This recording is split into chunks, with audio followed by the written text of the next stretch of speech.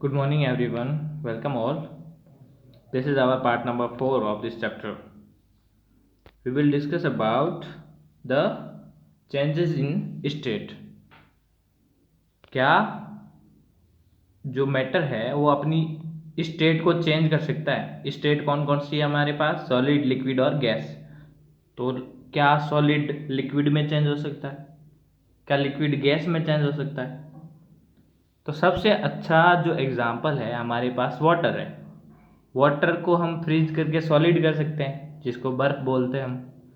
उसको गला सकते हैं, नॉर्मल पानी रहता है वो लिक्विड फॉर्म में रहता है, फेमिलियर वाटर। और जो गैस, अगर उसको बॉयल करें तो उसके अंदर से वेपर निकलेगी, वो किस फॉर्म में है? गैसियस फॉर्म में। इसका मतलब जो हर कोई मैटर है, अगर उसके अंदर कुछ हीट दी जाए तो वो चेंज कर सकता है ना, अपने स्टेट को चेंज कर सकता है। तो जो स्टेट को चेंज करने में टेम्परेचर का इफेक्ट है वो क्या है? Effect of change of temperature. अगर टेम्परेचर चेंज होता है, टेम्परेचर कम होता है या ज़्यादा होता है, तो उसका क्या इफेक्ट पड़ता है? चलो वो देखते हैं। और उसके जो मैटर है उसके अंदर क्या प्रभाव पड़ता है। हम लोगों ने पढ़ा था कि टेम्परेचर बढ़ने से जो मैटर के पार्टिकल हैं उसकी काइनेटिक एनर्जी बढ़ती है।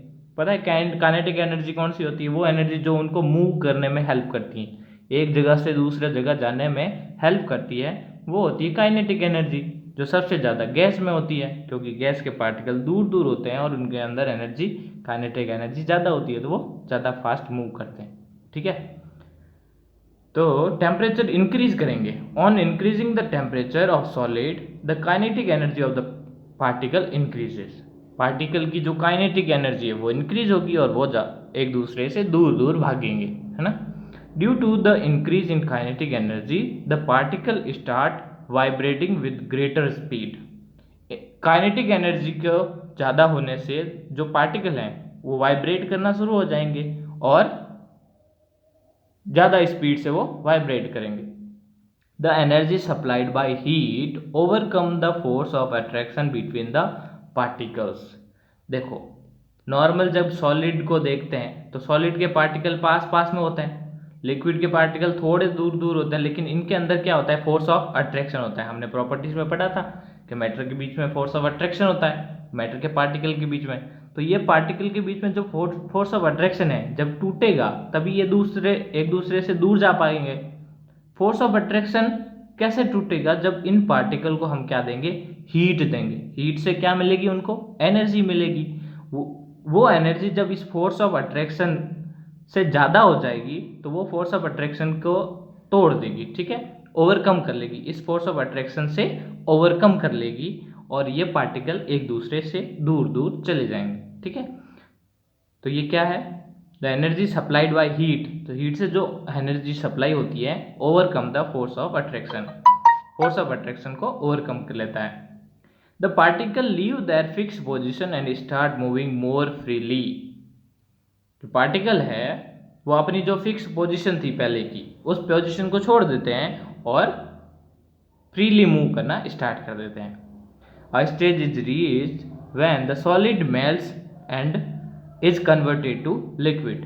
और एक ऐसी स्टेज आती है जब सॉलिड लिक्विड के अंदर कन्वर्ट हो जाता है, सॉलिड मेल्ट हो जाता है। और तो ये सब किस वजह से हुआ? जब टेम्परेचर क्या कर रहा है? इंक्रीज कर रहा है। ठीक है, तो जब टेम्परेचर इंक्रीज करता है तो सॉलिड लिक्विड में चेंज होता है। तो लिक्विड में चेंज होने में जो एक सॉलिड के लिए, हर एक सॉलिड की एक प्रॉपर्टी होती है जिसमें फिक्स टेम्परेचर पर वो मेल्ट होना शुरू होता है या लिक्विड में चेंज होना शुरू होता है। तो वो टेम्परेचर क्या कहलाता है? मेल्टिंग पॉइंट कहलाता है, टेम्परेचर का पॉइंट है। ठीक है, वो टेम्परेचर, द मिनिमम टेम्परेचर, वो टेम्परेचर, ऐसा minimum temperature at which a solid melts to become a liquid at the atmospheric pressure is called its melting point. अभी जस्ट मैं एटमॉस्फेरिक प्रेशर की बात करी है ना। एटमॉस्फेयर के अंदर जो एयर है, एयर की वजह से, एयर के पार्टिकल की वजह से हर किसी के ऊपर क्या लगता है? एक प्रेशर वर्क करता है। प्रेशर, प्रेशर क्या होता है? Force upon area. तो जो प्रेशर वर्क करता है वो कैसा होना चाहिए? एटमॉस्फेरिक, मतलब हमारे एटमॉस्फेयर की एयर की वजह से, हम ऊपर से प्रेशर नहीं लगा रहे। तो एटमॉस्फेरिक प्रेशर के अंदर जो सॉलिड के मेल्ट से लिक्विड होने में जो टेम्परेचर जरूरी होता है, मिनिमम टेम्परेचर, वही क्या कहलाता है, मेल्टिंग पॉइंट। ठीक है, ओके। द मेल्टिंग पॉइंट, अब ये भी बोल सकते हैं melting point of the solid is indication of the strength of the force of attraction between its particle. Particle के बीच में फोर्स ऑफ अट्रैक्शन कितना स्ट्रांग है वो कौन इंडिकेट करेगा, टेम्परेचर। ठीक है, अगर टेम्परेचर उसके मेल्टिंग पॉइंट का टेम्परेचर ज़्यादा है, इसका मतलब फोर्स ऑफ अट्रैक्शन ज़्यादा है, क्योंकि उसको ज़्यादा टेम्परेचर, ज़्यादा हीट की जरूरत पड़ी यहाँ से पार्टिकल को मूव करने के लिए, फोर्स ऑफ अट्रैक्शन को टूटने के लिए ज़्यादा हीट की जरूरत पड़ी, तो टेम्परेचर ज़्यादा। अगर कम टेम्परेचर में ही वो मेल्ट हो जाता है, इसका मतलब उनके बीच में जो फोर्स ऑफ अट्रैक्शन है वो कम होगा। ठीक है, तो मेल्टिंग पॉइंट क्या दिखाता है, वो इंडिकेट करता है कि फोर्स ऑफ अट्रैक्शन कितना स्ट्रांग है। ओके, अब मेल्टिंग पॉइंट होता कितना है, आइस का मेल्टिंग पॉइंट, आइस वाटर का फॉर्म होता है, सॉलिड फॉर्म, तो आइस का मेल्टिंग पॉइंट होता है 273.15 केल्विन।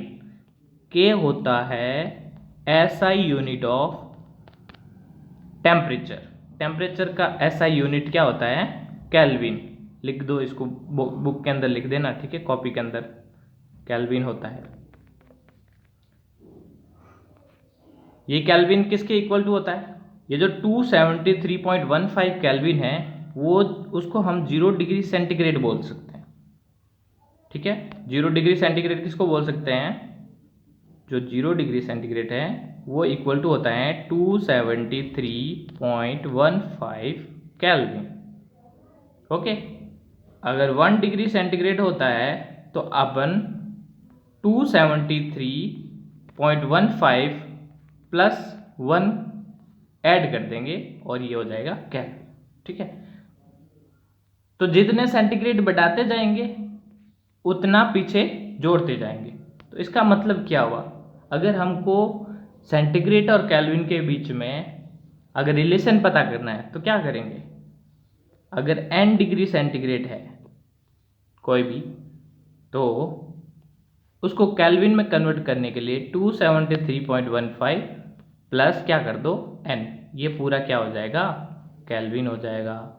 ठीक है, 273.15 प्लस n, अगर कितना हो, n डिग्री सेंटीग्रेड हो, जैसे 5 डिग्री सेंटीग्रेड है तो 273.15 प्लस 5, इसको ऐड कर लो, कितना हो जाएगा, 282.15 केल्विन। ठीक है, तो इसको ध्यान रखना। The process of melting that is change, देखते फ्यूजन किसको बोलते हैं। ठीक है, तो मेल्ट, जब कोई सॉलिड मेल्ट होता है, मेल्ट होकर लिक्विड में कन्वर्ट होता है, तो सॉलिड से लिक्विड होने के प्रोसेस को ही क्या बोलते हैं, फ्यूजन बोलते हैं। The process of melting that is change of solid state into liquid state is known as fusion. Okay, next देखो, लेटेंट हीट ऑफ फ्यूजन। अब फ्यूजन की लेटेंट, पहले इसकी डेफिनेशन देख लेते हैं फिर इसको समझते हैं क्या होती है। The amount of heat energy that is required to change 1 kilogram of solid into liquid at atmospheric pressure at its melting point is known as the latent heat of fusion. latent heat of fusion क्या होता है, एक 1 kilogram solid, ठीक है, इस solid को convert करना है लिक्विड के अंदर, तो इस पूरे सॉलिड को लिक्विड में कन्वर्ट करने के लिए जितनी हीट चाहिए वो हीट ही क्या कहलाती है, लेटेंट हीट ऑफ फ्यूजन कहलाती है। सॉलिड को लिक्विड, हमको पता है फ्यूजन क्या होता है, सॉलिड को लिक्विड में करना, मेल्ट होने के प्रोसेस को फ्यूजन बोलते हैं। तो 1 किलोग्राम सॉलिड को लिक्विड में, कंप्लीटली लिक्विड में फॉर्म करने के लिए जितनी हीट चाहिए उसको बोलते हैं लेटेंट हीट। ओके, लेकिन कंडीशन क्या है, एटमॉस्फेरिक प्रेशर होना चाहिए और एट मेल्टिंग पॉइंट। जैसे आइस का मेल्टिंग पॉइंट क्या होता है, 0 डिग्री सेंटीग्रेड। इसको अच्छे से समझते हैं। इधर हमने आइस को रखा, मान लेते हैं आइस का जो टेम्परेचर था वो -15 डिग्री सेंटीग्रेड था, मतलब बहुत ही कम, 0 से कम है। ठीक है, -15 डिग्री सेंटीग्रेड। हमको पता है इसका जो मेल्टिंग पॉइंट होता है वो 0 डिग्री सेंटीग्रेड होता है, जो कितना है 273। Okay, 273.15 kelvin. चलो, हमने इसको हीट करा तो -15 डिग्री कम हुआ, टेम्परेचर बढ़ा, -10 डिग्री सेंटीग्रेड, -5 डिग्री सेंटीग्रेड, कहाँ आ गया माइनस, ये माइनस नहीं होता, ना माइनस होता है ना प्लस होता है, ठीक है, इसको इरेज करो, 0 डिग्री,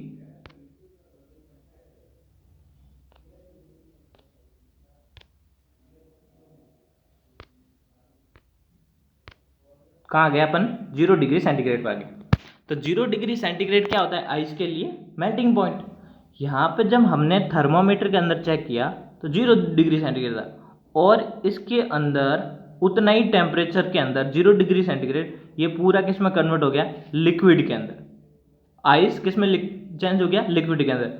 और उस लिक्विड का जब अपने टेम्परेचर चेक किया तो वो भी कितना हुआ, 0 डिग्री सेंटीग्रेड। अब सॉलिड और लिक्विड दोनों का टेम्परेचर क्या है, इक्वल है, कब, मेल्टिंग पॉइंट। तो ये मेल्टिंग पॉइंट पर सॉलिड से लिक्विड जब चेंज होता है तो टेम्परेचर कैसा रहता है, कांस्टेंट रहता है, वही टेम्परेचर रहता है, ठीक है। तो उसके लिए जब इतनी देर जो हमने हीट दी है सॉलिड से लिक्विड के अंदर चेंज होने में, तो वो जो हीट कहलाती है वो लेटेंट हीट कहलाती है, ठीक है।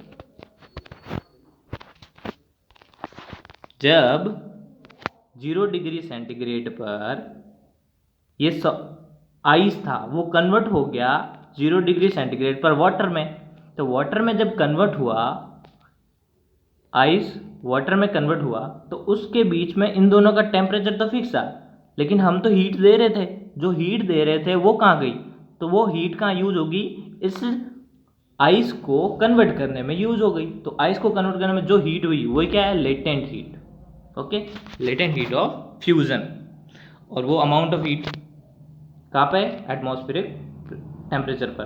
अब हमको पूछे जो एनर्जी है ये वाटर के अंदर जो चेंज हो गया 0 डिग्री सेंटीग्रेड पर, जो वाटर है उसकी और आइस की 0 डिग्री सेंटीग्रेड दोनों में एनर्जी किसकी ज़्यादा है, तो पार्टिकल, यहाँ पे तो पार्टिकल एनर्जी ले रहे थे और ये मूव कर रहे हैं, तो इनके अंदर पार्टिकल में काइनेटिक एनर्जी है, तो काइनेटिक एनर्जी की वजह से इनके अंदर वाटर पार्टिकल में एनर्जी ज़्यादा है, ठीक है। नेक्स्ट, अब देखते हैं एक और, लेटेंट हीट ऑफ वेपोराइजेशन क्या होता है ये, the amount of heat energy that is required to change 1 kilogram of liquid into gas at atmospheric pressure. वहां था सॉलिड इनटू लिक्विड, यहाँ है liquid into gas. Its melting point is known as the latent heat of vaporisation. देखो कैसे समझते हैं इसको, latent heat of vaporisation क्या बोल रहे हैं, हमको 1 किलोग्राम लिक्विड दे रखा है, ठीक है, इसको कन्वर्ट करना है हमको गैस के अंदर। तो वो 1 किलोग्राम गैस के अंदर कन्वर्ट करने के लिए जो हीट हमको रिक्वायर्ड है वही है लेटेंट हीट ऑफ वेपोराइजेशन, ठीक है, वेपोराइजेशन के लिए लेटेंट हीट। अब देखते हैं कैसे, हम आइस में कन्वर्ट कर दी, आइस को लिक्विड में कन्वर्ट किया, फिर हीट देते गए, तो उस वाटर का टेम्परेचर बढ़ता गया, बढ़ते बढ़ते कहाँ तक पहुँचा, 90 डिग्री, फिर 95 डिग्री, फिर पहुँच गया 100 डिग्री, 100 डिग्री सेंटीग्रेड। इसको केल्विन में देखें तो कितना होता है 100, इसको ऐड कर लो 273.15 में ऐड करेंगे तो कितना आ गया 273.15 केल्विन। तो ये क्या होता है, सॉरी 370, तो 373 क्या हो गया अपना melting point, sorry melting point, boiling point, okay. तो इस पर 100 डिग्री सेंटीग्रेड पर ये जो गैस है जब हम चेक करेंगे तो ऊपर जो स्टीम आएगी 100 डिग्री सेंटीग्रेड पर, तो उसका टेम्परेचर अगर चेक करेंगे थर्मोमीटर पर तो उसका भी टेम्परेचर क्या होगा 100 डिग्री सेंटीग्रेड, लिक्विड का भी 100, गैस का भी 100। तो जो वो हीट कन्वर्ट हो रही है लिक्विड से गैस के अंदर, तो वो हीट वहाँ यूज हो रही है, ठीक है, उसको लेटेंट हीट बोलते हैं।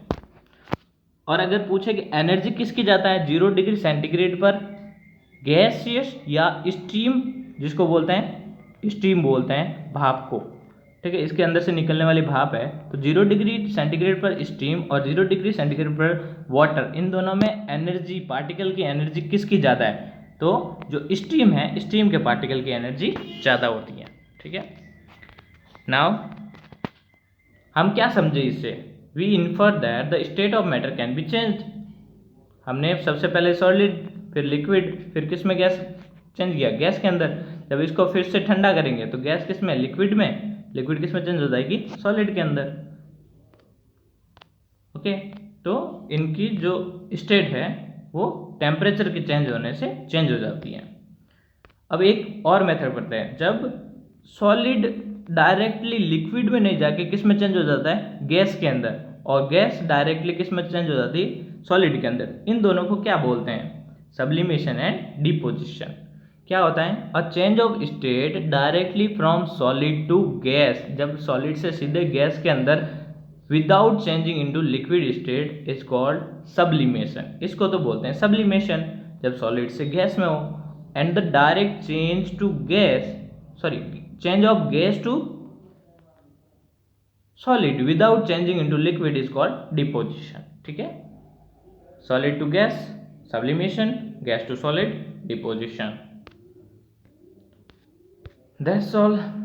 ये रहा डिपोजिशन और सब्लिमेशन का डायग्राम। Thank you all.